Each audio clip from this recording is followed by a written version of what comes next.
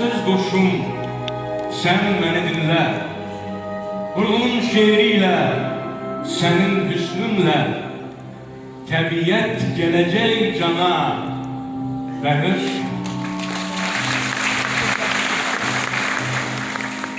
Aşıq, bağrına bas sədəfli sazı. Min cavablı bir sualdan danışaq. Meydan quraq, söhbət açaq, saz tutaq.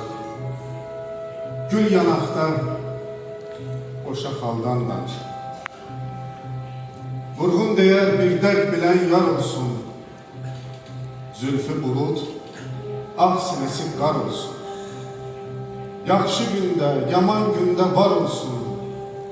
Qədir bilən əhli haldan danışaq.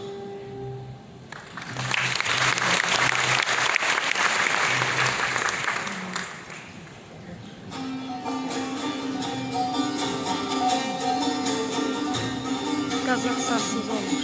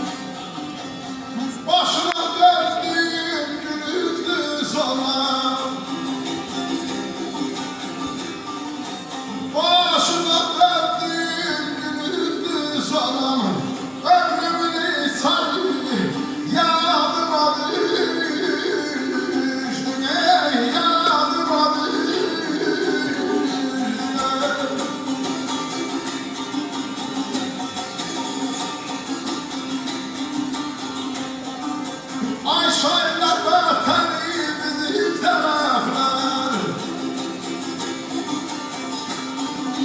Şairler vatani bizim taraflar. Tamam oyları yadım adı. Yadım adı.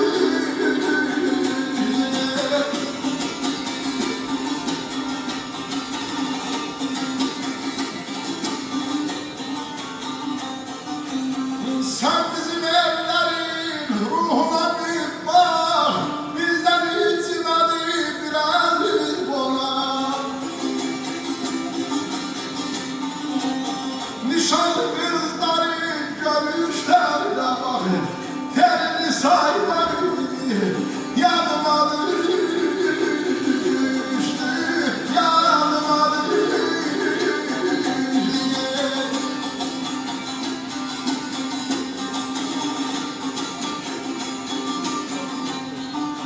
Göylere baş çəkir göyəzən dalı.